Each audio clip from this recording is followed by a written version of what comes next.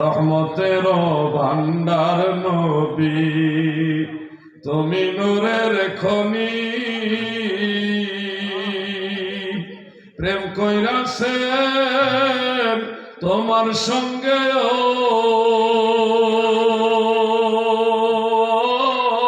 নবী, স্বয়ং আল্লাহ কাদের গনি গো নবী। দয়াল নবী তুমি গুণমণি, দয়াল নবী তুমি গুণমণি। এমন একজন নবীর উম্মত হয়ে আপনারা খুশি না বেজার? ছোট ভাইরা, মুরব্বী বাবারা সবাই বলেন খুশি না বেজার? তাহলে আল্লাহর দরবারে খুশি হয়ে আরেকবার বলেন আলহামদুলিল্লাহ।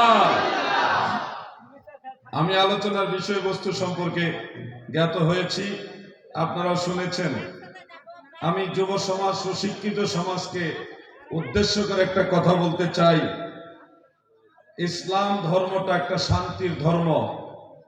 গোটা পৃথিবীতে ইসলাম ধর্মের মাধ্যমে শান্তির বার্তা পৌঁছিয়ে দিয়েছেন আপনার আমার দয়াল নবী রাহমাতুল লিল আলামিন হুজুরে পুর নূর সাল্লাল্লাহু আলাইহি ওয়াসাল্লাম।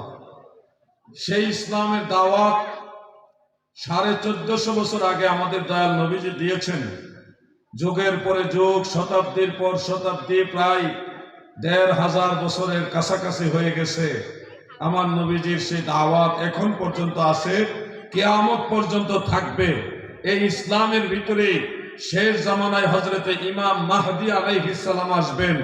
এই ইসলাম ধর্মের অন্তর্গত হয়ে উম্মতে মুহাম্মাদী হিসেবে হযরতে ঈসা নবী আমাদের সাথে এসে সাক্ষাৎ করবেন, দাজ্জালকে কতল করবেন। সুবহানাল্লাহ বলেন। এই জন্যে আমি যে কথাটা বলতে চাই, এই 1450 বছর, 1500 বছরে উম্মতের মাঝে অনেক ডিভাইডেশন আছে। এটা থাকবেই, এটা স্বাভাবিক। ছোট্ট একটা বাজার হইলে এক বাজারের মধ্যে দেখবেন ব্যবসায়ীদের মধ্যেও কিছু না কিছু কুন্দল থাকে। এক ব্যবসায়ী আরেক ব্যবসায়ীকে মেনে নিতে পারে না। আপনাদের সমাজের ভিতরেও দেখবেন কিছু মানুষ আছে যারা একজন আরেকজনের সাথে মিলমিশে থাকতে পারে না, একটু দূরত্ব থাকে। প্রত্যেকটা রাজনৈতিক অঙ্গনে ওরকম আছে, এক নেতার সাথে আরেক নেতার মিল নাই। কথা বুঝতে পারছেন না? এই দ্বন্দ্বটা এটা সর্বক্ষেত্রেই আছে। উম্মতে মুসলিমা যারা আছে তাদের মধ্যেও এই দ্বন্দ্বটা আছে। আমার নবীজি বলে গেছেন আমার উম্মত 73টা দলে বিভক্ত হবে। কুল্লুহুম ফিন্নার ইল্লা মিল্লাতান ওয়াহিদা। ক্বালু মান হিয়া ইয়া রাসূলুল্লাহি ক্বালা মা আনা আলাইহি ওয়া আসহাবি। রাওয়াহু তিরমিজি ওয়া তাবারানি ফিল কাবীর, ইসনাদুহু সহিহ। আল্লাহর নবী বলেন, উম্মতেরা শোনো, তোমরা জেনে রেখো আমার উম্মতের মাঝে 73 দলে বিভক্ত হয়ে যাবে। সবাই জাহান্নামী হবে, শুধুমাত্র একটা দল ব্যতীত। সাহাবীরা প্রশ্ন করলেন, ইয়া রাসূলুল্লাহ, নবী গো, এই 73 দলের মধ্যে শুধুমাত্র একটা দল জান্নাতে যাবে, এই এক দলের লোকগুলো কারা? মান হিয়া আও মান হুম ইয়া রাসূলুল্লাহ, তারা কারা গো নবী? আল্লাহর নবী বলেছেন, ক্বালা মা আনা আলাইহি ওয়া আসহাবি। যারা আমাকে এবং আমার সাহাবীদেরকে অনুসরণ করবে তারা সবাই জান্নাতি। আরেকটা পয়েন্ট পবিত্র কোরআন থেকে আপনাদের সামনে তুলে ধরছি। এই পয়েন্টগুলি মনে রাখবেন, তাহলে আমার আলোচনাটা সহজে আপনারা বুঝবেন। এবং আপনাদের সামনে যদি কোনো ব্যাপারে বিতর্ক দেখা দেয়, ধর্মীয় ব্যাপারে, তখন আপনারা কি করবেন, কি করণীয় হবে, কিভাবে সমাধানের রাস্তা খুঁজে পাবেন, সেটা আপনাদের জন্য উপকার হবে। এটা ওই সময় কাজে লাগবে। কোরআনুল কারীমের এক জায়গায় আল্লাহ তাআলা বলেন, ওয়ামান ইউশাকিকির রাসূলা মিন বা'দি মা তাবায়্যানা লাহুল হুদা ওয়া ইয়াত্তাবি' গায়রা সাবিলিল মুমিনিনা নুওয়াল্লিহি মা তাওয়াল্লা ওয়া নুসলিহি জাহান্নামা ওয়া সাআত মাসীরা।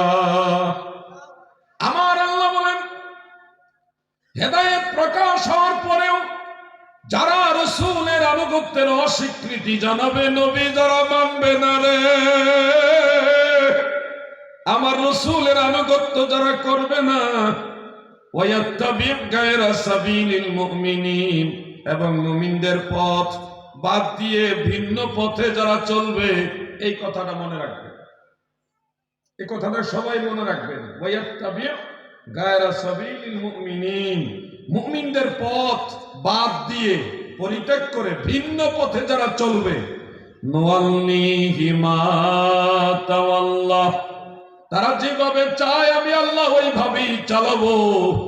তারা যদি মুমিনদের পথ বাদ দিয়ে অন্য পথে চলতে চায়, আমি আল্লাহ তাদেরকে ওভাবেই চালাবো। ওয়া নুসলিহি জাহান্নামা, আমি তাদেরকে পরকালে জাহান্নামে নিক্ষেপ করে দিব। ওয়াসাআত মাসিরা, সে জাহান্নাম বলে নিকৃষ্ট জায়গা। আপনারা তো শুনলেন, এবার আপনারা আমাকে বলুন তো, রাসূল সাল্লাল্লাহু আলাইহি সাল্লামকে মানতেই হবে, নবীজির আনুগত্য ছাড়া কোনো রাস্তা নাই। এর পরের যে কথাটা, মুমিনদের পথে চলতে হবে, এটা কি বুঝতে পারছেন সবাই? সবাই বলেন, বুঝতে পারছেন? মুমিনদের পথে আপনাদের চলতে হবে, রাসূল সাল্লাল্লাহু আলাইহি সাল্লামের আনুগত্য করতে হবে এবং মুমিনদের তরিকা ফলো করতে হবে, তিনাদের রাস্তা ফলো করতে হবে। আমাদের বাংলাদেশে একটা গজল আছে, গজলের ভাষায় ভাষায় মানুষকে কোরআনের কথাগুলি বলা হয়। শাহজালালের বাংলাদেশ, এই শাহ পরাণের বাংলাদেশ। আপনারা বাংলাদেশের কথা শুনে রাগ করেন না।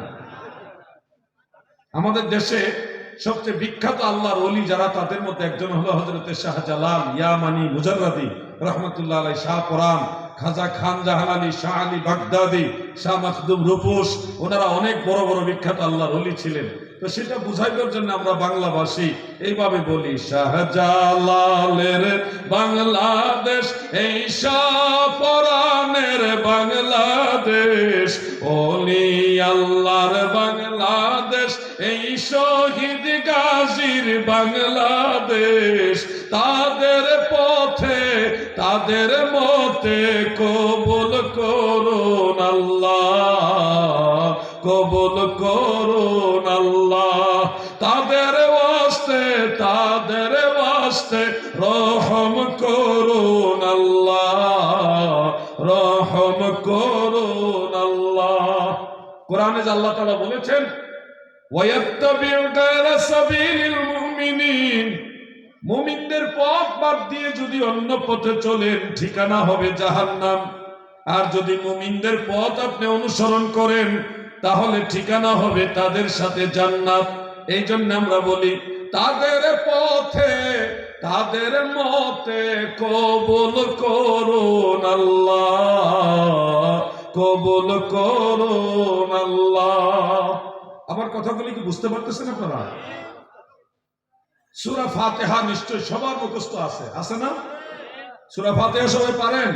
আমার সাথে একটু তেলাওয়াত করেন, সামান্য একটু পড়েন। আলহামদুলিল্লাহি রাব্বিল আলামিন। পড়েন না কেন সবাই?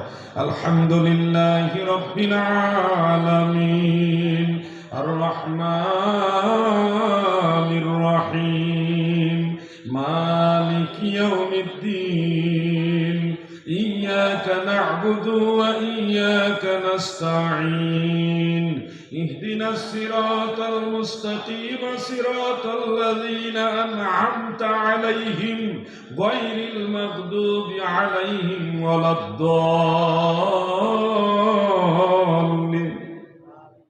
এই যে সূরা ফাতিহা সবার মুখস্থ আছে তো? একটু খেয়াল করেন, আমরা একটা অংশ পড়েছি, ইহদিনাস সিরাতাল মুস্তাকিম, সিরাতাল লাযীনা আন'আমতা আলাইহিম। আল্লাহ আমাদেরকে সরল সঠিক পথ প্রদর্শন করেন, যেই পথে আপনার নিয়ামত প্রাপ্ত বান্দারা পরিচালিত হয়েছে। কথা বুঝতেছেন তো? কি চাচ্ছি আল্লাহর কাছে? আমাদেরকে ওই পথে চালান যে পথে আপনার নিয়ামত প্রাপ্ত বান্দারা পরিচালিত হয়েছে। তাহলে বুঝতে হবে নামাজে সূরা ফাতিহার মধ্যে আপনি কি চাচ্ছেন আল্লাহর কাছে।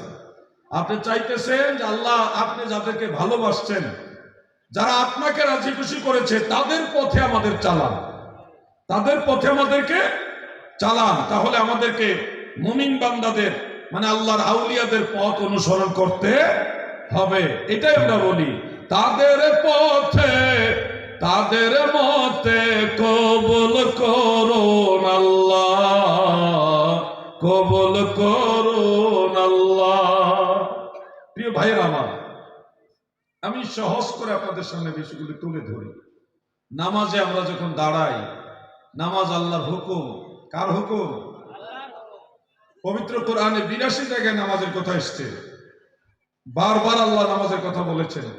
নামাজের এত গুরুত্ব কেন? নামাজের এত গুরুত্ব, হাকিকত অনেক আছে। একটা হাকিকত হলো নামাজের মাধ্যমে আল্লাহর সাথে কথা বলা যায়। সুবহানাল্লাহ বলেন। আপনি দেখেন সূরা বাকারার শুরুতে 3টা অক্ষর আছে, আলিফ লাম মিম। 3টা অক্ষর। আলিফ সোজা দাঁড়িয়ে, আপনি নামাজে যখন নামাজে দাঁড়াবেন, আল্লাহু আকবার, নামাজ শুরু করলেন, সোজা হয়ে দাঁড়ালেন, আপনার দাঁড়ানো কিয়াম এটা সম্পূর্ণ আলিফের সূরত হয়ে দাঁড়ায়। যখন আপনি রুকুতে গেলেন, আল্লাহু আকবার, রুকুতে চলে গেলেন, আপনার মাথা, পিঠ, কোমর বাঁকা হয়ে পা দুইটা সোজা নেমে, তারপরে পায়ের পাতাগুলি এইভাবে মাটির সাথে সোজা হয়ে বাঁকা হয়ে গেছে। সম্পূর্ণ মাথা থেকে পিঠ, পিঠ থেকে পায়ের পাতা ঘুরাইয়া আপনি যদি ভালোভাবে খেয়াল করেন, দেখবেন আপনার শরীরের আকার হয় লামের সূরতে। আলিফ পাওয়া গেল, লাম পাওয়া গেল। সেজদার মধ্যে যখন যাইবেন, আল্লাহু আকবার বলে আপনি সেজদায় চলে গেলেন। সেজদার মধ্যে জমিনে মাথা, কপাল এবং নাক ঠেকাইলেন, 2 হাত, 2 হাঁটু, 2 পা সবই মাটির মধ্যে ঠেকায় দিলেন। আপনি যখন খেয়াল করবেন, মাথা, পিঠ, কোমর ঘুরে হাঁটু হয়ে গোল হয়ে গেছে, আর পিছন দিকে 2টা পা সোজা হয়ে একটু লেজের মতো বের হয়ে গেছে। একটা মিম লেখার সূরত আছে, গোল হয়ে একটু লেজ বের হয়ে থাকে। সেজদার মধ্যে আপনার সূরতটা হয়ে যায় মিমের সূরত। মানে সূরা বাকারার শুরুতে যে 3টা অক্ষর রয়েছে, আলিফ লাম মিম, এই 3 অক্ষরের সূরত আপনার নামাজের মধ্যে, কিয়ামে, রুকুতে, সেজদার মধ্যে চলে আসে। সুবহানাল্লাহ বলেন। প্রিয় ভাই আমার, এই নামাজের আরো অনেকগুলি আকার আছে, অনেক সূরত আছে, অনেক অক্ষরের বর্ণনা আছে। সেগুলি বলা আমার উদ্দেশ্য না। আমি শুধু আপনাদের বুঝাতে চাই, নামাজের ভিতরে অনেক বড় হাকিকত আছে, অনেকগুলো হাকিকত আছে। এর মধ্যে অন্যতম একটা হাকিকত হলো, বান্দা যদি মহান আল্লাহর সাথে কথা বলতে চায়, আল্লাহর সাথে প্রেমের ডুরি লাগাইতে চায়, সে যেন নামাজে দাঁড়ায়া যায়। সূরা ফাতিহা যখন সে পড়বে, আলহামদুলিল্লাহি রাব্বিল আলামিন আর রহমানির রহিম, এইভাবে যখন সে পড়বে, সে যেন মনে মনে বিশ্বাস রাখে, আমার আল্লাহকে সে পড়ে পড়ে শোনাচ্ছে, আমার আল্লাহ শুনতেছে। আপনি পড়ছেন, আমার আল্লাহ শুনছে, আল্লাহ শুনছে, আপনি বলছেন। মাওলার সাথে আপনার প্রেমের একটা সম্পর্ক হয়ে গেল। আল্লাহর সাথে কথা বলার ইচ্ছা আপনাদের আছে না নাই? সবাই বলেন, আসেনি? তাহলে নামাজে দাঁড়াতে হবে, নামাজে আমার আল্লাহর সাথে কথা বলেন। নামাজ শেষ হয়ে যাবে, আমার আল্লাহর দরবারে হাত উঠায়া দাও, মহান আল্লাহ তাআলার কাছে তোমার চাওয়া পাওয়ার কথাগুলি বলো। কেন জানোনি? আমার দয়াল নবীজির একখানা সহিহ হাদিস রয়েছে, সিহাহ সিত্তার অন্যতম কিতাব জামিউত তিরমিজির মধ্যে উল্লেখ, এবং সুনানুন নাসাই শরীফের মধ্যে, এই 2টা কিতাবে সহিহ সনদে হাদিসটা উল্লেখ রয়েছে। মিশকাতুল মাসাবিহ সেই কিতাবের মধ্যে হাদিস উল্লেখ রয়েছে এইভাবে, আন আবি উমামা রাদিয়াল্লাহু তাআলা আনহু قال قيل يا رسول الله صلى الله عليه وسلم أي الدعاء أسمع؟ قال زوف الليل الآخر ودبر الصلوات المكتوبات। سبحان الله বলেন। হযরত আবু উমামা বাহিলি রাদিয়াল্লাহু আনহু তিনি বলেন, নবীজিকে প্রশ্ন করা হলো, নবী গো, কোন দোয়াটা তাড়াতাড়ি আমার আল্লাহর দরবারে কবুল হয়? আমার দয়াল নবীজি বলে দিলেন, হে আমার সাহাবারা শুনে রেখো, জাওফাল লাইলিল আখির, রাতের শেষ ভাগে মানে তাহাজ্জুদ নামাজের ওয়াক্তে ওই সময়ে দোয়া করলে নিশ্চিত আমার আল্লাহর দরবারে কবুল হয়। ওয়া দুবুরাস সালাওয়াতিল মাকতুবাত, 5 ওয়াক্ত ফরজ নামাজের পরে বান্দা যা দোয়া করে আমার আল্লাহ সেই দোয়াটা সাথে সাথে কবুল করে নেয়। সুবহানাল্লাহ। আপনাদের মধ্যে বিপদে আছেন, মামলা মোকদ্দমায় আছেন, মুসিবতে আছেন, কঠিন রোগ বেমারে আছেন, বড় সমস্যায় আছেন, এমন লোক কি নাই? আছে কিনা ভাই? তাহলে আপনারা একটা কাজ করতে পারেন। এই ছোট ভাইরা শোনো, মনোযোগ দাও। আমি বেশি সময় কথা বলবো না, অল্প কিছু কথা বলি, বিদায় নিব আপনাদের কাছ থেকে। খুব মনোযোগ লাগা। কঠিন একটা টেনশনও করে গেছেন, ব্যবসা নিয়ে টেনশন, আত্মীয় স্বজন, ছেলে মেয়ে, পরিবার পরিজন, যে কোনো সমস্যা করে গেছেন। 2টা টাইম এই হাদিসের মধ্যে উল্লেখ আছে। একটা টাইম হলো 5 ওয়াক্ত ফরজ নামাজের পরে আল্লাহর কাছে হাত বাড়াইবেন, আল্লাহ এই বিপদে পড়ে গেছে, আমার সাহায্য করেন আল্লাহ। ওগো দয়াল প্রভু, হে পরাক্রমশালী আল্লাহ, আপনি দয়া করে আমাকে উদ্ধার করেন, আমি আপনার সাহায্য চাইতেছি। এভাবে মুখ দিয়ে কথা বলতে পারবেন না আল্লাহর সাথে? এই কয়জনই পারবেন, আর কেউ পারবেন না? আপনারা বলবেন, আমার সাথে কথা বলবেন, কথা শেয়ার করবেন, তাহলে ভালো লাগবে। বলেন, আপনাদের মনের দুঃখ, বেদনা, যাতনা, চাওয়া পাওয়া এগুলিকে আল্লাহর কাছে বলতে পারবেন না? আপনার মুখের যে ভাষা, আপনি যে ভাষা কথা বলেন ওই ভাষা বলবেন, আপনার মায়ের ভাষায় কথা বলবেন। সমস্ত ভাষার স্রষ্টা হলো আমার আল্লাহ, সমস্ত ভাষা আল্লাহ বুঝে। আপনি যেই ভাষাই জানেন ওই ভাষা আল্লাহর কাছে বলবেন, আল্লাহ আমার এই সমস্যা, আপনার কাছে সাহায্য চাইলাম, আমার সাহায্য করেন। নামাজ পড়ে আল্লাহর কাছে দোয়া করবেন। পারবেন না ইনশাআল্লাহ? পারবেন না ইনশাআল্লাহ? আরেকটা টাইম হলো নিশির শেষ ভাগ। ওই সময়টা অত্যন্ত গুরুত্বপূর্ণ একটা সময়। শেষ রাতে, রাত 2:30 3টার পরের থেকে ফজরের আজানের আগ পর্যন্ত এই সময়টা অনেক গুরুত্ব। এটা অনেক গুরুত্বপূর্ণ সময়। সমস্ত নবী রাসূলগণ, সমস্ত ওলিয়া উলিয়াগণ এই টাইমে আল্লাহর কাছে প্রার্থনা করত। আম্বিয়া সকল জুটে, আউলিয়া সকল লোটে, ভান্ডার ধারো খোলা পে, লোটে ধন মন ভরে, ভান্ডার ধারো খোলা পে, লোটে ধন মন ভরে। শেষ রাইতে সমস্ত নবী রাসূলরা আল্লাহর কাছে চাইতো, আল্লাহ রহমতের ভান্ডার থেকে আল্লাহ দিতেন, আল্লাহর ওলিরাও চাইতেন। আপনারাও যদি মনে করেন যে আল্লাহর কাছে কিছু চাওয়ার আছে, তাহলে সময় বলে গেলাম, ওই সময়ে আপনার আল্লাহর কাছে হাত পাতেন। শুনুন, আমাদের এই দাদু ভাই, নাম জানে কি আপনার? জনাব আলী হোসেন সাহেব। ওনার কাছে যদি একজন অসহায় মানুষ এসে বলে, আল্লাহর ওয়াস্তে আমাকে কিছু দেন, উনি না হলে তো কিছু না কিছু ওনার হাতে দিবেন। ধরেন, বোঝানোর জন্য বলছি, 50টা টাকা ওনার হাতে দিল, যা নাও। কারণ উনি ওরকম দেনেওয়ালা বিধায় একজন মানুষ চাইতেছে। এখন সবার সামনে ভরা মজলিসে একজন মানুষ জনাব আলী হোসেন সাহেবের কাছে হাত পাতলো, আমারে কিছু দেন। উনি তো নিজের একটা ব্যক্তিত্বের কারণেও চেষ্টা করবে যে আমি কিছু দেই। আপনার কি মনে হয় যে গোটা দুনিয়ার এই সমগ্র সৃষ্টি জগতের মধ্যে আল্লাহ আমাদেরকে সম্মান দিছে, এই সম্মানের স্থানে থেকে আল্লাহর কাছে হাত বাড়াইছে, আল্লাহ আমার কিছু দেন, আপনার কি মনে হয় না যে আল্লাহ আপনাকে দিবেন? জোরে বলেন না? অবশ্যই দিবেন। একজন সাধারণ মানুষ, আল্লাহর দেওয়া সম্পদে উনি ধনী, উনার কাছে হাত পাতলে যদি উনি দেয়, উনার সম্মানের কারণে যদি দেয়, তা আমার আল্লাহ তো সব সম্মানের মালিক, তিনি তো মালিকুল মুলক। উনার কাছে যখন হাত বাড়াইবেন তখন কি আল্লাহ আপনাকে দিবে না? অবশ্যই দিবে।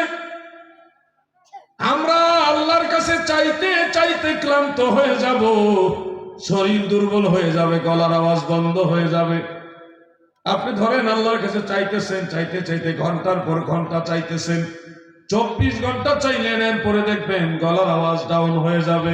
মনে রাখবেন, আপনি আল্লাহর কাছে চাইতে চাইতে দুর্বল হবেন, অক্ষম হবেন, আপনি শারীরিকভাবে অক্ষম হয়ে যাবেন, গলার আওয়াজ কমে যাবে। চাইতে চাইতে ক্লান্ত হয়ে যাবেন, কিন্তু আমার আল্লাহ কখনো দিতে দিতে ক্লান্ত হয় না। সুবহানাল্লাহ। মাওলা তোমায় ভালোবাসে, আল্লাহ তোমায় ভালোবাসে, তুমি তারে ভুলো না। আপনাদের কি বিশ্বাস হয় না আল্লাহ যে আপনাকে ভালোবাসে? বিশ্বাস হয় কিনা ভাই? আপনি এটুকু শুধু ভাবেন, এটুকু শুধু ভাবেন যে আল্লাহ তাআলা চাইলে আপনাকে, এই যে ভাই, আপনাকে, আপনাকে সবাইকে, আমাকে সহ, আল্লাহ চাইলে নূহ নবীর উম্মত বানাইতে পারতেন, মুসা নবীর উম্মত বানাইতে পারতেন, ইব্রাহিম নবী, ইসমাইল নবী, ইসহাক নবী, ইয়াকুব নবী, সে আগের নবী আম্বিয়া আলাইহিমুস সালাম, তিনাদের উম্মত বানাইতে পারতেন। কিন্তু আল্লাহ আমাদের উনাদের উম্মত না বানাইয়া সব নবীদের ইমাম, সাইয়্যিদুল মুরসালিন, শাফিউল মুজনিবিন, রাহমাতুল লিল আলামিন, সমস্ত নবীদের নবী আমার দয়াল নবীর উম্মত বানাইছে, সবচেয়ে বড় নবীর উম্মত বানাইছে। এতে কি বোঝা যায় না যে আল্লাহ আপনাকে ভালোবেসে তিনার হাবিবের উম্মত বানাইছে? বোঝা যায় কিনা ভাই? অন্য নবীর উম্মতেরা সেই কবে মারা গেছে, কবর জগতে চলে গেছে, তারা এখনো আলমে বারজাখে কবর জগতের মধ্যে আছে। আপনি এখনো দুনিয়াতে আসছেন, আমার আল্লাহ সবার পরে আপনাকে দুনিয়াতে পাঠাইছে, সব নবীর উম্মতের পরে দুনিয়াতে পাঠিয়েছে। কিন্তু হাসর ময়দানে সব নবীর উম্মতের আগে, সবার আগে আপনাদেরকে জান্নাতে দিবে। এরপরে কি বিশ্বাস হয় না যে আল্লাহ আপনাকে ভালোবাসে? বিশ্বাস হয় কিনা বলেন? তাহলে আল্লাহকে ভুলে যাবেন কেন? আল্লাহর সাথে কথা বলেন। আমার আল্লাহর চেয়ে ভালো বা আল্লাহর মতো বা আল্লাহর ক্ষমতা ছাড়া দেওয়ারও কারো ক্ষমতা নাই। তিনিই তো সবচেয়ে বড় অভাব পূরণকারী। এক মুহূর্তের জন্য তিনি আপনাকে নিজের উপরে ছেড়ে দেন না। উনি সবসময় আপনাকে আশ্রয় দিয়ে রাখছে, সবসময় আপনাকে অক্সিজেনের ব্যবস্থা করে দিয়ে রাখছে, খাবারের ব্যবস্থা করে দিয়েছে, জমিনে বিচরণ করার শক্তি দিছে। উনি যদি আপনাকে দয়া করে বাঁচায় না রাখে, আশ্রয় না দেয়, উনি যদি আপনাকে রহমতের চাদর দিয়ে ঢাইকা না রাখে, এক মুহূর্ত বেঁচে থাকার কোনো ক্ষমতা আমাদের নাই। এই জন্য সে আল্লাহকে ভালোবাসবেন, সে আল্লাহর সাথে কথা বলেন। আল্লাহর অভাব নাই, আল্লাহর কাছে চাওয়ার অভাব, আল্লাহর কাছে চাওয়ার অভাব। কিন্তু আল্লাহর কাছে আল্লাহর দিতে গিয়ে আল্লাহর কোনো অভাব নাই, তিনি অভাব মুক্ত। এই জন্য আল্লাহর কাছে চাইতে হবে। যুবক ভাইরা, তোমরা যদি মনে করো আমি জ্ঞান ভালো না, লেখাপড়া কম, তোমাদেরকে বলি ভাই, ফজরের নামাজ কাজা করবা না, ফজরের নামাজের পরে দোয়া করো, নামাজের আগে ঘুম থেকে উঠে যাও, ওইটা আল্লাহর কাছে দোয়া করো, আল্লাহ আমাকে জ্ঞান শক্তি বাড়ায় দেন। বাংলাতে বলেন, আপনি আরবি না জানলে বাংলাই বলেন। আপনি আল্লাহর সাথে শেয়ার করেন, আল্লাহ আমার এই জিনিসটা দরকার, আমাকে দেন। আপনি চায়া দেখেন না, রাজা বাদশারা যার কাছে ভিক্ষার হাত বাড়ায়, সমস্ত নবী রাসূলগণ যার কাছে চাইছে, আপনি তার কাছে চাইতেছেন, সে আল্লাহর কাছে চাইবেন। নামাজের পরে হাত বাড়াইবেন, হাত না বাড়ায় এমনি এমনিও যদি মনে মনে চাইতে চান চাইবেন।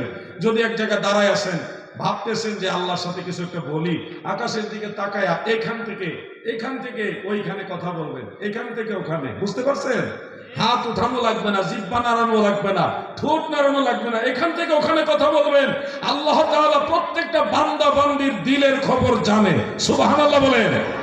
এই জন্য আমি বলেছি, মাওলা তোমায় ভালোবাসে, আল্লাহ তোমায় ভালোবাসে, তুমি তারে ভুইল না। দমে দমে ডাকো তারে, দমে দমে ডাকো তারে, একদম ভুইল না।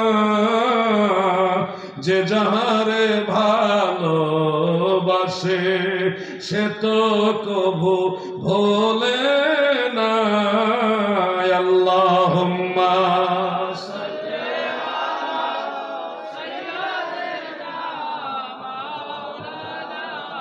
মুহাম্মদ ওয়া আলা আলি। এই ছোট ভাই বসো। মাওলানা, আমার কথা কি আপনাদের খারাপ লাগতেছে? আমি আল্লাহর সাথে আপনাদের সম্পর্ক করাই দিতে চাই। সম্পর্ক অনেকেরই আছে, কিন্তু আমি আর একটু গাঢ় করে দিতে চাই। আপনারা সেই মহান আল্লাহর সাথে সম্পর্ক করেন, সে আল্লাহর সাথে সম্পর্ক করেন। এই কথাগুলো মদিনাওয়ালার গোলাম হিসেবে আপনাদেরকে স্মরণ করে দিচ্ছি মাত্র। মহান আল্লাহ তাআলার সাথে আপনার সম্পর্ক আছে, একটু ঘাড়ো করেন, দেখবেন আপনার কি দরকার। আরে ভাই, এই দুনিয়াতে যা আছে সব আল্লাহ, সবই আমার আল্লাহ, আপনার কিছু নাই। মাথার চামড়ি থেকে পায়ের তলা পর্যন্ত যা কিছু সব আল্লাহ দিছে, আপনার কিচ্ছু নাই। আপনি আল্লাহকে কি দিয়ে খুশি করবেন? আপনার কিছুই নাই, আপনার কিছুই নাই যেটা আল্লাহকে দিয়ে আপনি খুশি করবেন। আপনি শুধুমাত্র অন্তর থেকে আল্লাহকে ভালোবেসে 2 ফোঁটা চোখের পানি দিয়ে আল্লাহকে খুশি করতে পারবেন। এছাড়া আপনার কিছুই নাই যেটা আল্লাহকে দিবেন, কারণ আপনার আশেপাশে, আপনার শরীরে বা ঘরে বাইরে, ব্যবসা প্রতিষ্ঠানে যা কিছু সবই আমার আল্লাহর দেওয়া, আল্লাহর দান। এজন্য এমন কিছুই নাই যেটা আল্লাহকে আপনি দিয়ে খুশি করতে পারবেন। আপনি অন্তর থেকে আল্লাহর প্রতি ভালোবাসা প্রকাশ করে 2 ফোঁটা চোখে পানি দিয়ে আল্লাহকে খুশি করতে পারবেন। আল্লাহ আপনাদের তৌফিক দান করেন, বলেন আমিন। ফরজ নামাজ শেষ হয়ে গেলে ইমাম, মুক্তাদি সবাই মিলে আমার আল্লাহর কাছে 2টা হাত তুলে দোয়া করবেন। আমাদের অনেক যুবক ভাইয়েরা মনে করেন, অনেক ভাইয়েরা মনে করেন, তাদের প্রতি সম্মান রেখে বলছি, ভাই আমার, ও আমার ভাই যুবক রে, মন দিয়ে শোনো ভাই, নামাজের পরে 2 হাত তুলে আল্লাহর কাছে চাইলে আপনাদের মধ্যে অনেকেই মনে করেন এটা মনে হয় বিদআত, এটা মনে হয় হাদিসে নাই, এটা মনে হয় আল্লাহ রাসূল সাল্লাল্লাহু আলাইহি ওয়াসাল্লাম করে নাই। এই যে চিন্তাটা, এক দৃষ্টিতে চিন্তাটা অনেক ভালো, যে এই যুবকরা চিন্তা করতেছে আমরা কোনো বিদআত করব না, আমরা নবীজির হাদিসের বাইরে যাব না। এই চিন্তাটা কিন্তু নিঃসন্দেহে ভালো। আমরা নবীর হাদিসের, সহিহ হাদিসের বাইরে যাব না, চিন্তাটা ভালো, অনেক ভালো। তবে ভাই আমার, বিদআত করবে না, হাদিসের বাইরে চলবে না, সত্য সঠিক তোমাদের সাধুবাদ জানাই। আজকে জেনে রাখো না, 5 ওয়াক্ত নামাজের পরে, ফরজ নামাজের পরে আপনার আমার নবী, কুল কায়নাতের নবী, রহমতের নবী 2 হাত মোবারক তুলে দোয়া করেছে। আমি 2-1টা হাদিস বলবো, 2টা বা একটা বা 2টা হাদিস বলবো, নোট করে রাখবেন, খুব মনোযোগ দিয়ে শুনবেন। আমি আপনাদের জোর করে, প্রেসার দিয়ে, চাপ দিয়ে কোনো কিছু করাতে পারবো না। তবে আপনারা যদি সত্য সঠিক জিনিসটা বুঝেন, তাহলে আপনারাই আমাকে চাপ দিয়ে বলবেন, হুজুর এটা করেন। কিন্তু এটা ওই সময় সম্ভব যখন আপনারা জিনিসটা অনুধাবন করবেন, বুঝবেন। আমার দয়াল নবী, রাহমাতুল লিল আলামিন নবী, তিনি ফরজ নামাজের পরে হাত মোবারক তুলে দোয়া করেছেন। আমার জানা মতে 9টা হাদিস আছে। কয়টা? হয়তো আরো বেশি আছে ভাইজান, দাদু আসেন, কিন্তু বারবার উঠাও। আমি একটু দুরূদ শরীফ পড়ি, মানে আলোচনার মাঝে আসা যাওয়া করলে এটা নষ্ট হয়ে যায়। আমি একটু দুরূদ শরীফ পড়ি, কেউ যদি হাজত থাকে, থাকতেই পারে, স্বাভাবিক, এটা একটু সেরে আসেন। আমি একটু সময় দিচ্ছি আপনাদের, কিন্তু বারবার উঠা করবেন না প্লিজ। দুরূদ শরীফ পড়ুন। আল্লাহুম্মা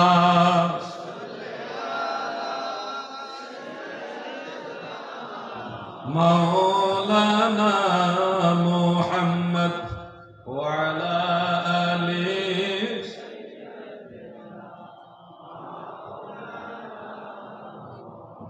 मेरा दिल फिदा हो बेज़ौक़े मुहम्मद, ना दिल से जुदा हो ये ज़ौक़े मुहम्मद। अल्लाहुम्मा सल्ले मरहबा, माशाअल्लाह, मुहम्मद व अला आलि। সুন্দর দুরূদ শরীফের আওয়াজ, মাশাআল্লাহ। প্রিয় ভাইয়েরা আমার, ফরজ নামাজের পরে আল্লাহর নবী রাসূল আকরাম সাল্লাল্লাহু আলাইহি ওয়াসাল্লাম হাত মুবারক তুলে, 2 হাত মুবারক তুলে দোয়া করেছেন মর্মে, আমি গুনাহগারের জানা মতে 9টি হাদিস শরীফ রয়েছে। এর মধ্যে একটা হাদিস শরীফ আপনাদের পড়ে শোনাই, নোট করে রাখবেন। তফসিরে তাবারি শরীফ আজ থেকে 1100 বছরের আগের কিতাব, সেখান থেকে একটা হাদিস। আর একটা হাদিস হলো তফসির ইবনে আবি হাতিম, এটাও 1100 বছরের আগের কিতাব। এই দুই কিতাব থেকে দুইটা হাদিস হাফেজ ইবনে কাসির রাহমাতুল্লাহ আলাইহি তিনার তাফসীর ইবনে কাসিরের মধ্যে সূরা নিসা এর 97 থেকে 100, 97, 98, 99, 100 চারটা আয়াতের তাফসীর একসাথে করতে গিয়ে দুইটা হাদিস তিনি উল্লেখ করেছেন। একটা হাদিস আমি আপনাদের পড়ে শোনাচ্ছি এইভাবে। আন আবি হুরায়রা রাদিয়াল্লাহু তাআলা আনহু قال كان رسول الله صلى الله عليه وسلم رفع يديه بعدما سلم وهو مستقبل القبلة إلى آخر الحديث বলেন সুবহানাল্লাহ। বিখ্যাত হাদিস, সবচেয়ে বেশি হাদিস বর্ণনাকারী সাহাবী হযরত আবু হুরায়রা রাদিয়াল্লাহু তাআলা আনহু থেকে বর্ণিত। তিনি বলেন, আমার দয়াল নবীজি নামাজের সালাম ফিরাইবার পরে কিবলামুখী হয়ে দুই হাত মুবারক তুলে দোয়া করেছে। হযরত আনাস ইবনে মালিক রাদিয়াল্লাহু তাআলা আনহু থেকেও এই মর্মে আরেকটা হাদিস রয়েছে। আল্লাহর নবীর এই হাদিসগুলো আমার জানা মতে 9টা হাদিস। তাবারানির মুআজামুল কবীরের মধ্যে আরেকটা সহিহ হাদিস রয়েছে।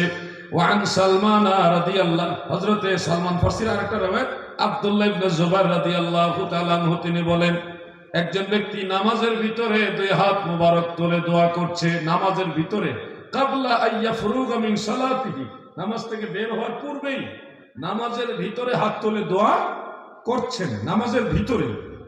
এই দৃশ্য দেখলেন সাহাবী আব্দুল্লাহ ইবনে জুবাইর রাদিয়াল্লাহু আনহু। দেখে তিনি ওখানে অবস্থান করলেন। ফালাম্মা ফারাগা মিনহা, যখন ওই লোক নামাজ থেকে ফারেগ হলেন, বের হলেন, তখন তিনি ওই লোককে বললেন, ইন্না রাসূলুল্লাহি সাল্লাল্লাহু আলাইহি ওয়াসাল্লাম লাম ইয়াকুন ইয়ারফা ইয়াদাইহি হাত্তা ইয়াফরুগা মিন সালাতিহি। হে আল্লাহর নবীর উম্মত শোনো, নিশ্চয় আল্লাহর নবী নামাজের ভিতরে হাত তুলে দোয়া করতেন না যতক্ষণ না নামাজ থেকে বের হতেন। অর্থাৎ নবীজি নামাজের সালাম ফিরাইবার পরেই দুই হাত মুবারক তুলে তুলে দোয়া করেছে।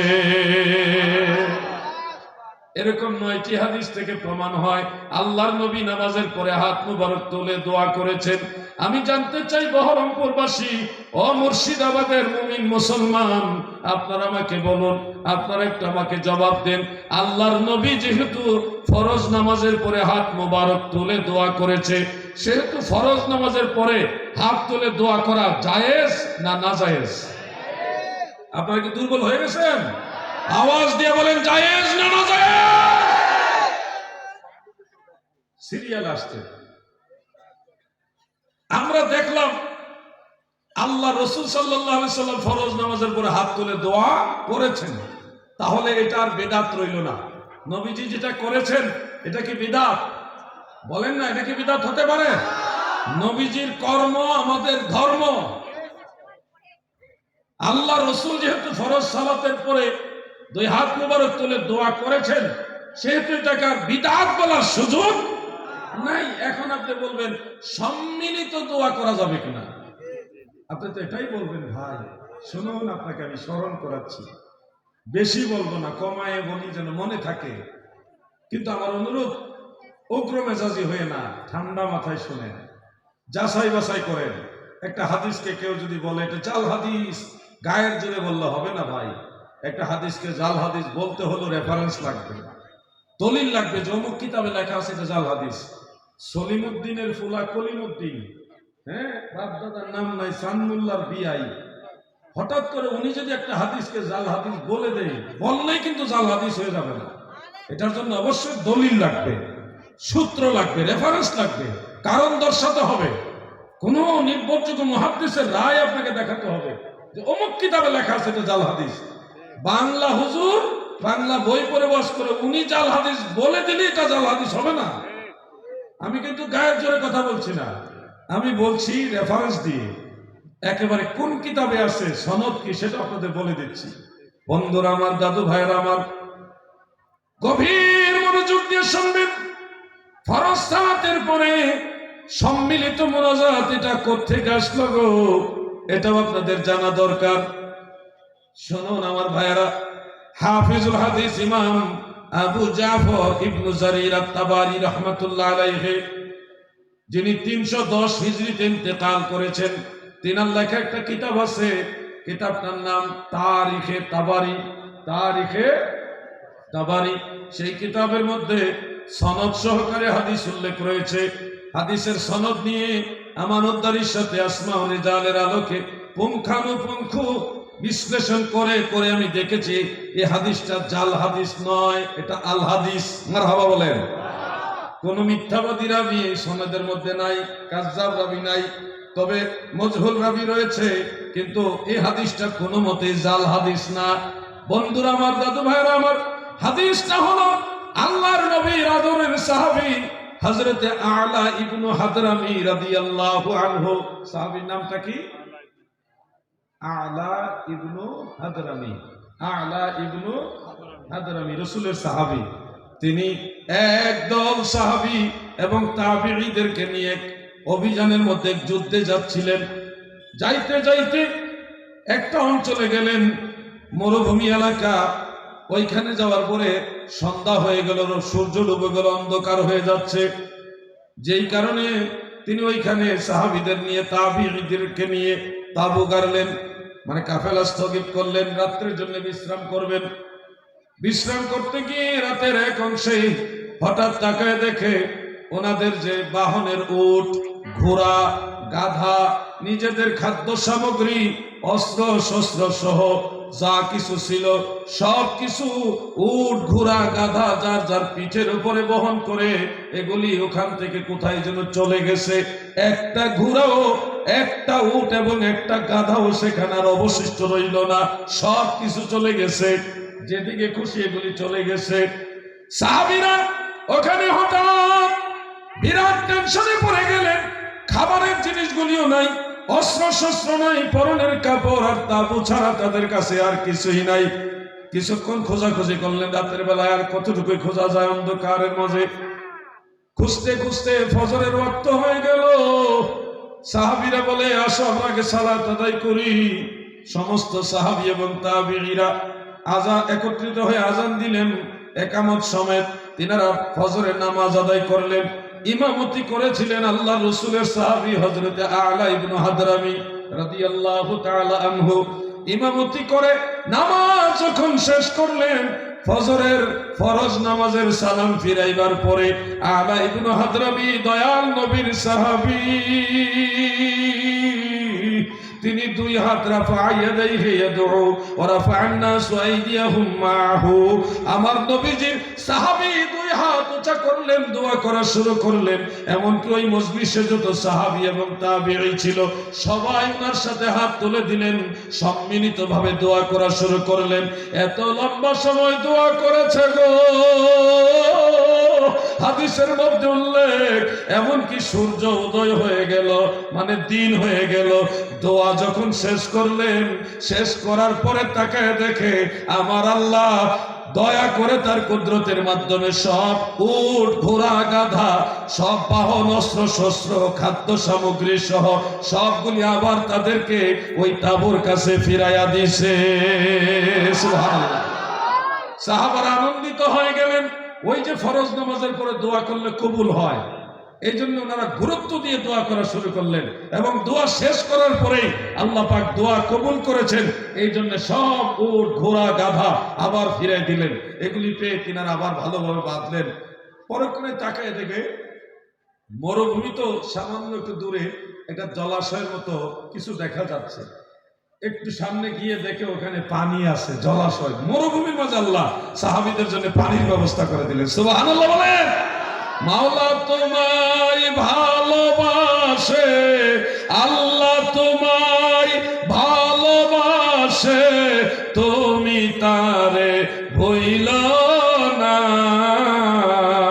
দমে দমে ডাকো তারে, দমে দমে ডাকো তারে, একদম ভুইলো না। সুবহানাল্লাহ। এই জন্যে এই যে হাদিস শরীফটা আপনাদের শোনালাম, কোন ভাই যদি মনে করেন যে হাদি ভাই আপনি যে বললেন এই হাদিসটা আছে, দেখাইতে পারবেন? আমি আপনাকে ভালোবেসে আদর করে স্নেহ করে বুকের মধ্যে জড়িয়ে ধরে আপনি আসেন, আপনাকে আমি কিতাব থেকে দেখাবো। আপনার কিতাবটাই নিয়ে আসেন, আমি ওটার থেকে বের করে দেখাবো। না হলে আমাদের কাছে কিতাব আছে, অনলাইনের সহযোগিতা নিয়ে হলেও আপনাদেরকে দেখাবো। কিন্তু আমার দাবি হলো, আমরা যারা নামাজের পরে হাত তুলে দোয়া করি, আমাদের এই কাজটা স্বয়ং আল্লাহ রসুলের সাথে মিল, এরপরে সম্মিলিত দোয়া করি, এটাও সাহাবায়ে কেরামের আমলের সাথে মিল। এখন আপনি যে বলছেন করা যাবে না, আপনার তো কোনো দলিল নাই ভাই, শুধু কিতাবুল আন্দাজের উপর নির্ভর করে এটাকে বিদআত বানাইবার চেষ্টা করছেন। আদৌ কি এটা ঠিক? আমরা এটা করি, সেটার পিছনে দলিল মদিনাওয়ালা, সাহাবায়ে কেরাম, আমাদের পক্ষে হাদিস আছে, দলিল আছে। আপনি বলছেন করা যাবে না, আপনার দলিল নাই, কিতাবুল আন্দাজ আছে। কি আছে? এটা বড় মারাত্মক কিতাব, কিতাবুল আন্দাজ। বুঝছেন না আপনারা? কোরআন হাদিস নাই, অনুমানে মানলো একটা ফতোয়া, এটার নাম কিতাবুল আন্দাজ। কিতাবুল আন্দাজ দিয়ে কি ইসলাম চলে? আমার দয়াল নবীজির আরেকটা মারফু সহিহ হাদিস শোনাচ্ছি। মুআজামুল কাবীর লিত-তাবারানির মধ্যে উল্লেখ, وعن سلمان الفارسي رضي الله تعالى عنه قال قال رسول الله صلى الله عليه وسلم ما رفع قوم أكفهم إلى الله تعالى أن يدعى في أيديهم الله إلا كان حقا على الله أن يدعى في أيديهم الذي سألوا رواه الطبراني في الكبير رجاله كلهم موثق أي هذا حديث صحيح سبحان الله। হযরতে সালমান ফারসি রাদিয়াল্লাহু তাআলা আনহু তিনি বলেন, আমার দয়াল নবী বলেন, উম্মতেরা রে, শুনে রাখো, কোন কওম, কোন গোত্র, মানে অনেকগুলো মানুষ যখন একসাথে আমার আল্লাহর দরবারে হাত বাড়ায়া দেয়, সম্মিলিত হাত উঁচা করে দোয়া করে, আমার দয়াল নবী বলেন ওই দোয়াটা নিশ্চিত নিশ্চিত মহান আল্লাহ তাআলা কবুল করে না। তাহলে আল্লাহর রাসূল গ্যারান্টি দিলেন সম্মিলিত দোয়া করলে কবুল হয়। কি দিলেন? গ্যারান্টি দিলেন। বলেন কি দিলেন? সম্মিলিত দোয়া করলে কবুল হয়। কি দিলেন? গ্যারান্টি দিলেন। আপনি বললে ওনারা বলে না, বুঝছেন? এই মাইকে আওয়াজ করলে ওনারা বলতে চায় না যে আমরা হুজুর তো আমাদের কথা বলতেই আছে, এই জন্য এটা বন্ধ থাকাই ভালো। কি বলেন আপনারা? আমি চাই আপনারাও আমার সাথে কথা বলেন, আমিও বলি। প্রেমের ডোরি হোক, প্রেমের ডোরি বান্ধরে মদিনার শোনে, আরে প্রেমের ডোরি বান্ধরে মদিনার। মানুষ বানাইছে আল্লাহ, মানুষ বানাইছে আল্লাহ প্রেমের কারণে, প্রেমের ডুরি বান্ধরে মদিনার শোনে, আহা প্রেমের ডুরি বান্ধরে মদিন। আল্লাহ বানাইলা কত যে কি, মিটে না তার প্রেম প্রীতি, অবশেষে বানায় মানুষ, অবশেষে বানায় মানুষ প্রেমের কারণে, প্রেমের ডোরি বান্ধরে মদিনার শোনে। বলুন প্রেমের ডোরি বান্ধরে মদিন। আমার দাদু ভাইরা গো, আমি আরেকটা হাদিস শরীফ শোনাবো, তারপর একটা প্রশ্ন করব আপনাদেরকে। এটার উত্তর আপনারা জানেন, এই কারণে প্রশ্নটা করব। হাদিস শরীফটা সহিহ বুখারীর মধ্যে বাবুল জুমার মধ্যে উল্লেখ রয়েছে। যুবক ভাই পরে দাও না, প্রশ্নটা পরে দাও না, আমি টাইম দেবো, টাইম দেবো, অসুবিধা নাই। ওয়াজের মাঝখানে উঠছো না, আমি টাইম দেবো। প্রশ্ন যদি কারো থাকে কমিটির কাছে দিবেন, আমি এক্সট্রা টাইম দেবো ইনশাআল্লাহ। ঠিক আছে? আর উঠবা না কেউ, উঠবা আর উঠবে না, খবরদার করে দিলাম। তাহলে এমন বদদুয়া তোমার বিয়ে করতে পারতো না। আচ্ছা না, এটা বললাম আর কি, বদদুয়া দিব না। বন্ধুরা আমার, হাদিস শরীফটা শোনাচ্ছিলাম সহিহ বুখারীর মধ্যে আল মুজাল্লাদুল আউয়াল বাবুল জুমার মধ্যে উল্লেখ রয়েছে এইভাবে, আন আনাস ইবনে মালিক রাদিয়াল্লাহু তাআলা আনহু قال جاء رجل أعرابي من أهل بدو إلى رسول الله صلى الله عليه وسلم يوم الجمعة فقال يا رسول الله هلك الناس وهلك العيال وهلكت الماشية। একজন আরবি গ্রাম্য পর্যায়ে নবীজির কাছে জুমার দিনে এসে বলতেছে, ইয়া রাসূলুল্লাহ, নবী গো, পানি নাই, বৃষ্টি নাই, পানির অভাবে মানুষ তার পরিবার পরিজন এবং পশু পাখিরা ধ্বংসের মুখে। আমার নবীজির কাছে এসে জানাইলেন, ইয়া রাসূলুল্লাহ, পানির অভাবে মানুষের বড় কষ্ট হচ্ছে, মানুষের বাচ্চা কাচ্চাদের কষ্ট হচ্ছে এবং পশু পাখিরাও পানির অভাবে তারা ধ্বংসের মুখে।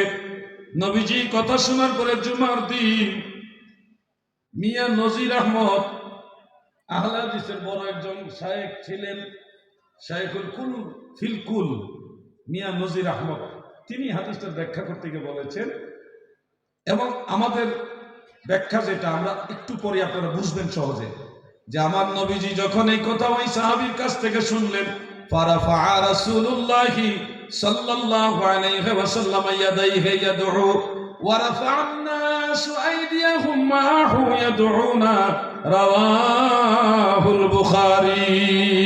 সুবহানাল্লাহ। আল্লাহর নবী ফরজ সালাতের সালাম ফিরাইবার পরে দুই হাত তুলে দিলেন, এমনকি নবীজির সাথে সমস্ত সাহাবারাও হাত তুলে দিলেন, দোয়ায় শরীক হলেন, সম্মিলিতভাবে দোয়া করলেন। বুখারী শরীফের আরেক জায়গায় একটা হাদিস উল্লেখ, সেদিন আমার নবীজি দোয়া করার সাথে সাথে আকাশ থেকে ঝড়ধারার বৃষ্টি নাজিল হয়েছে, বৃষ্টি একটানা 7 দিন হয়েছে, এমনকি মদিনা মুনাওয়ারায় আরবের মধ্যে বন্যা হয়ে গেছে। সুবহানাল্লাহ। এরপরে শুক্রবারে ওই সাহাবী, যেই সাহাবী বৃষ্টির জন্য দোয়া চাইছে, ওই সাহাবী আবার নবীজির কাছে এসে বলে, নবী গো,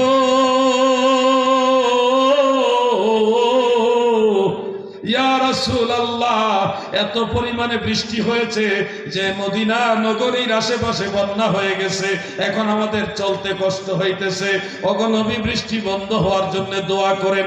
সেদিন আল্লাহর হাবিব আঙ্গুল মোবারক আকাশের দিকে ইশারা করে মেঘমালাকে বলেছিল, হে মেঘমালা, তোমরা সবাই মদিনার দিকে থেকো না, তোমরা কিছু এই দিকে যাও, কিছু ওই দিকে যাও, কিছু ওই দিকে যাও, কিছু ওই দিকে যাও।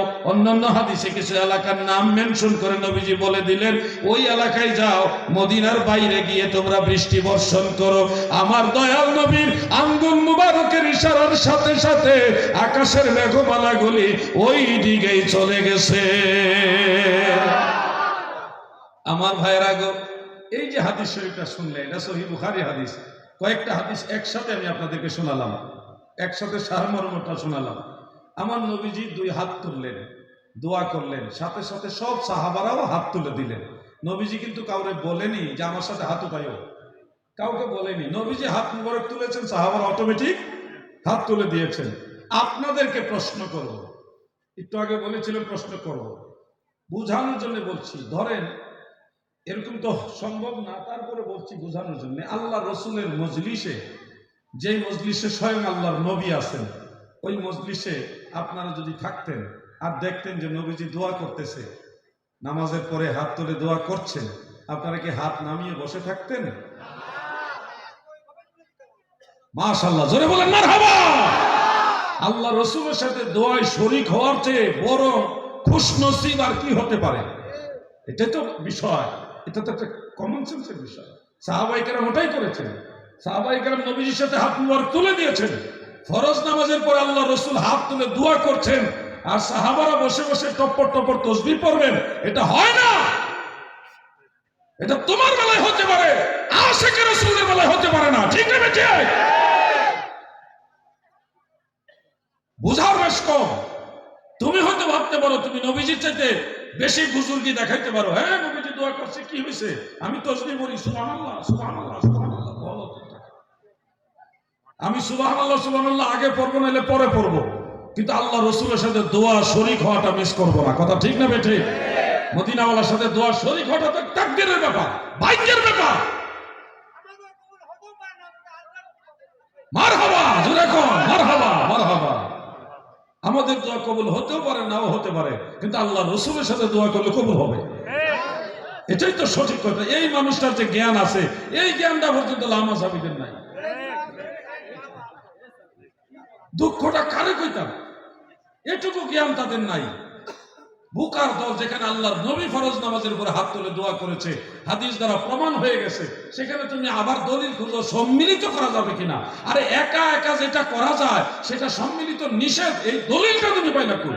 আল্লাহর নবী বলছে, আরেকটা হাদিস মনে পড়েছে, মুস্তাদরিকে হাকিমের মধ্যে উল্লেখ, নবীজি হযরতে হাবিব ইবনে মাসলামা রাদিয়াল্লাহু আনহু তিনি বর্ণনা করেন, সামি'তু রাসূলুল্লাহি সাল্লাল্লাহু আলাইহি ওয়াসাল্লাম ইয়াকুল, আমি আমার দয়াল নবীজিকে বলতে শুনেছি, নবীজি বলেছেন যে লা ইয়াজতামিউ মালাউ ফায়াদউ বা'দুহুম ওয়া ইউআমিনু বা'দ ইল্লা আজাবাহুমুল্লাহ, রাওয়াহুল হাকিম, ইসনাদুহু হাসান।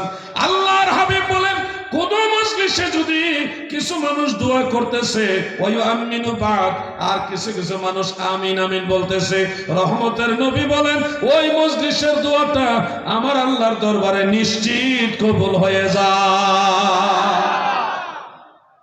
যুবক ভাইরা শুনো, আমি বাংলাদেশি মানুষ, মেহমান হিসেবে আসছি, তোমাদেরকে বলি ভাই, তোমার যে শায়েখ বলতেছে দোয়া করা যাবে না, ওই শায়েখকে জিজ্ঞাসা করো যে কোন হাদিসে আছে দোয়া করা যাবে না, অথবা কোন আয়াতে, কোরআনের কোন আয়াতে আছে করা যাবে না, দলিল দেন। অথবা প্রাচীন মুহাদ্দিস যারা, তারা কে বলেছে দোয়া করা যাবে, দলিল দেন। দেখবে তারা দলিল দিতে পারবে না, তাদের দলিল হলো কিতাবুল আন্দাজ। দেখো, ট্রাই করে দেখো, তারা বলবে বিদআত বললে দলিল লাগে না, যেটার দলিল নাই ওটাই বিদআত। আরে বুকা, আল্লাহর নবী দোয়া করেছে, এরপর ওটা বিদআত। আল্লাহর রাসূল সাল্লাল্লাহু আলাইহি সাল্লাম ফরজ সালাতের পরে দোয়া করেছে, এরপরেও কি বিদআত থাকে? আল্লাহ যেন এই ভাইদের বোঝার মতো জ্ঞান দান করে, বলেন আমিন। সবাই বলেন আমিন। কিছু ভাইরা যুক্তি দ্বারা করায়, আমি একটা কিতাবুল আন্দাজ এবার সেট করব। কিতাবুল আন্দাজ তো আমার কাছে আছে। যুক্তি দ্বারা করায় যে নামাজের ভিতরেই তো দোয়া হয়েছে, দোয়ায়ে মাসুরা, সালাম ফিরানোর পূর্বে আমরা তো নামাজের ভিতরে দোয়া করেছি, এরপরে আবার দোয়া করার দরকার কি? এই কথাটা যদি আসে, আপনারা দয়া করে শুনুন। আপনারা কি ভাত খান কিনা? মহিলা মা বোনেরা একটু কথা কমায় বলেন। আপনারা মহিলারা, মায়েরা, বোনেরা যদি একসাথে কিছু লোক বসতে পারে, বিবিসি চ্যানেল এখানে ডাইরেক্ট নাজিল হয়, পৃথিবীর যত সংবাদ নিউজ সব তাদের কাছে এখানে চলে আসে। তা আপনাদের অনুরোধ করতেছি যে আপনারা কথা বলেন না, শুনেন দু একটা কথা। আপনারা যদি সুন্নিয়ত বুঝেন, তাহলে আমাদের সন্তানরা, পরবর্তী প্রজন্ম অটোমেটিক সুন্নি হয়ে যাবে। কারণ সমাজের সবচেয়ে প্রথম শিক্ষক হলো মা। কথা ঠিক আছে নি ভাই? এই জন্য মায়েরা গল্পটা একটু পরে করেন, মাহফিলের পরে, মাহফিল শেষ হলে গল্প করেন। এই যে বসে শুরু করছেন ফেনের ফেনের ফেনের ফেনের, বলতে এখান থেকে শোনা যাইতেছে। আমি যেন আর না শুনি, মায়েরা কথাগুলি শুনুন। আপনারা হলেন আমাদের সবচেয়ে বড় শিক্ষক, দুনিয়াতে প্রথম শিক্ষক হলো মা। না আপনারা বেজার হয়েছেন? মহিলারা বেজার হয়েছে মনে হয়। বেজার হয়েছে, কিন্তু আমার কথা শুনতে হইব। আমি প্রতিদিন এখানে আসবো না, আমি চাইলেও আসতে পারবো না। আমি আইসা আজকে একটু বিরক্ত করে যাবো, জোর করে ওয়াজ করে যাবো। বেশিক্ষণ না করি, কম করি করি। আপনাদেরকে যে যুক্তিটা কথা বললাম, নামাজের ভিতরে দোয়া হয়েছে, এখন আর দোয়া করার দরকার কি? এই প্রশ্নটা যারা তুলেন, তাদেরকে বলছি, তারা ভাত খায় না? না, ভাত খায় না? খায়, ভাত খায় না? ধরেন ভাত খাইলে, ভাতের সাথে তরকারি খায় না? ডাল? আচ্ছা, যারা বলে নামাজের ভিতরেই দোয়া হয়েছে আর পরে দোয়া লাগে না, ভাতের ভিতরে শতকরা 97% হলো পানি। তরকারি ঝুলের মধ্যেও পানি। আপনাদের মুর্শিদাবাদের ডালের ভিতরে পানি থাকে না? মনে হয় থাকে না? তাহলে ভাতের মাধ্যমেও পানি খাইলে ভাতের ভিতরে পানি আছে, তরকারি ঝোলের মধ্যে পানি, ডালের ভিতরে পানি। যারা বলবেন নামাজের ভিতরে দোয়া আছে পরে লাগে না, তাদেরকে ভাত তরকারি ডাল খাওয়াই কইবেন ভাত তরকারি ডালের ভিতরে পানি আছে, এখন পানি লাগবে না, পানি খাওয়াবেন না। তাহলে কিতাবুল আন্দাজ ঠিক আছে নি? যেমন কুকুর তেমন মুগুর, না খাইয়ে মর, পানি না খাইলে তো গলত লাগে মরার সম্ভাবনা আছে। এইগুলি পয়সাই লাভ কি? এরা দোয়া করে না। এরা যদি দোয়া না করে, এই সন্তান মা বাবার জন্য দোয়া করে না, দাদা দাদির জন্য দোয়া করে না, নানা নানির জন্য দোয়া করে না। আরে মুমিন মুসলমানদের জন্য যারা দোয়া করতে চায় না, এরা বেঁচে থেকে লাভ কি? এদেরকে আল্লাহ যেন হেদায়েতের পথে নিয়ে আসে। কি বলেন আপনারা? হয় হেদায়েতের পথে নিয়ে আসুক, আর নাহলে আল্লাহ যেটা মন চাইলেই করুক। এটিতে আপনার কোনো লাভ নাই। আমরা কিন্তু লাভ আছে, একটু দোয়া করলে দোয়াটা পাইতাম। মুসা নবী যদি এই জমানায় থাকতো, প্রত্যেকটা লামা জামিনে ধরে ধরে দোয়া শিখে দিল। কেন বললাম এই কথাটা? সহিহ ইবনে খুজাইমার মধ্যে উল্লেখ, এই পৃথিবীতে সর্বপ্রথম সম্মিলিত দোয়া করছে মুসা নবী। মুসা আলাইহিস সালাম দোয়া করতেন, ইয়াদউ মুসা ওয়া ইউআমিনু হারুন। মুসা নবী দোয়া করতেন আর নবী হারুন আলাইহিস সালাম আমিন আমিন বলতেন। এখন যদি মুসা নবী থাকতো আর দেখতো যে তোমরা সম্মিলিত মোনাজাত মানো না, তোমরা যে কি করলইলে মুসা নবী আজরাইল একটা থাপ্পড় দিয়া জায়গার মধ্যে অন্ধ বানাই ফেলছিল। সেই মুসা নবীর দরকার আছিল এই জমানায়। কি কথা ঠিক না বেঠে? রাগ করতেছে মনে হয় তারা। রাগ করেন না ভাই, আপনাকে বুঝতে হবে আপনি দোয়া করলে আমারও লাভ আছে। আপনি দোয়া করে যখন বলবেন আল্লাহ দুনিয়ার সমস্ত মুমিন মুসলমানদেরকে আপনি রহমত দান করেন, ওই দোয়ার বদলেতে আমি আমার আল্লাহ রহমত পেয়ে যাব। আমরা দোয়া চাই কিনা? মুর্শিদাবাদের মুসলমান আওয়াজ দিয়ে বলেন দোয়া চাই কিনা? কারা কারা দোয়া চান একটু হাত উঠায় সাক্ষী দেন। নারায়ে তাকবীর, নারায়ে রিসালাত, আহলে সুন্নাত ওয়াল জামাত, মাসলাকে আলা হযরত, নারায়ে তাকবীর, নারায়ে রিসালাত। ঠিক আছে, তাহলে মুনাজাতের পর্ব গেল। এরপরে যদি মুনাজাত সম্পর্কে কারো কোনো প্রশ্ন থাকে কাগজে লিখে কমিটির কাছে পাঠাই দিবেন। আপনার প্রশ্ন আমি সম্মানের সাথে গ্রহণ করবো ইনশাআল্লাহ। কিন্তু আমি চলে গেলে ফিতনা করবেন না প্লিজ। আমি থাকতে থাকতে সমস্যার সমাধান নেওয়ার চেষ্টা করেন। আমি তো আপনার শত্রু না, আমি আপনার ভাই। আমি দেখেছি পশ্চিমবঙ্গে আমার চেয়ে বয়সে সম্মানীয়, বয়সে জ্যেষ্ঠ, বয়োজ্যেষ্ঠ অনেক বড় বড় আলেমরা দুই একটা ফুরুই বা ফিকহি মাসআলা নিয়ে খুব বেশি অনলাইন অফলাইনে বাড়াবাড়ি করতেছেন। আমি তো আপনাদের শত্রু না, আপনারা আমার শত্রু না। আমি আলা হযরত আজিমুল বারাকাত ইমামে আহলে সুন্নাহ আহমদ রেজা খান ফাজিল বেরলভী রাদিয়াল্লাহু আনহু ওয়া নওয়ারাল্লাহু মারকাজা, তিনাকে আকায়েদের দৃষ্টিতে 100 থেকে 100% মানি। ফিকহি মাসালায় দুই একটা বিষয় ছাড়া বাকি সব আলা হযরতের সাথে আমার মিল আছে। এমন ইখতিলাফ তো মাসলাকে আলা হযরতের অন্য আলেমদের সাথে আছে। আমি আলা হযরতের বিরোধী নই। আমি আলা হযরতকে হানাফি মাযহাবের বাইরেও মনে করি না। আমি মনে করি হানাফি মাযহাবের অন্যতম একজন উজ্জ্বল নক্ষত্র হলো আলা হযরত।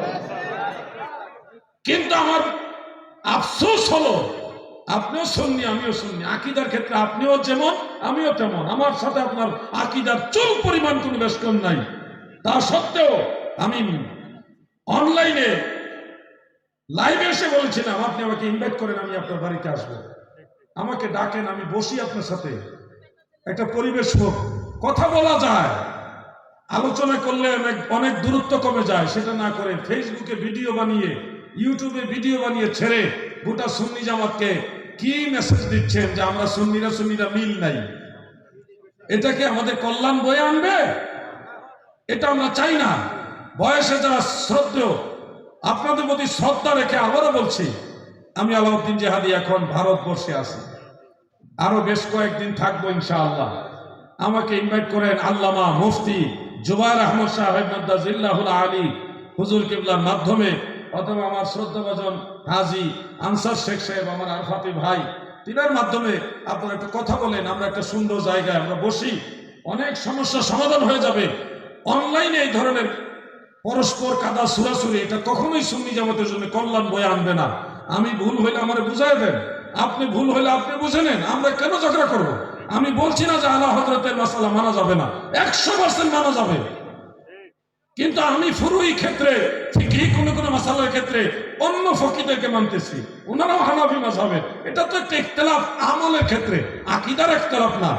হ্যাঁ, এরপরেও তো আমরা বসতে পারি, আলোচনা করতে পারি। আমার উদাত্ত আহ্বান থাকবে, কাদা সুরাসুরি নয়। আলাউদ্দিন জিহাদি এক মারাত্মক চিজ, আমাকে খেপাবেন না, আমি সম্মানের সাথে বলছি। মেহমান হিসাবে বেশি জোর গলায় বললাম না, এখানে আমার কিছু বিধি নিষেধ আছে। আমি এই দেশে এসছি, কিছু আইন মেনে আমাকে চলতে হবে। আমি সম্মান দিয়ে বলছি, আমি আলাউদ্দিন জিহাদি এমন এক মারাত্মক চিজ যাকে ধরি খালি হাতে ধরি না। ছাই দিয়েও ধরি না, প্লাস দিয়ে টিপ মেরে ধরি। ধরলে কিন্তু ইজ্জত নিয়ে ছুটতে পারবেন না ইনশাআল্লাহ। কিন্তু আমি এটা চাই না। আমি ঝগড়া করলে বাতেনদের সাথে করব, নজদিদের সাথে করব, নবীর দুশ্মনদের সাথে করব, কিন্তু আমি সুন্নি সুন্নি ঝগড়া করতে কোনোদিন চাই না। এটা আমার উদাত্ত আহ্বান রইল।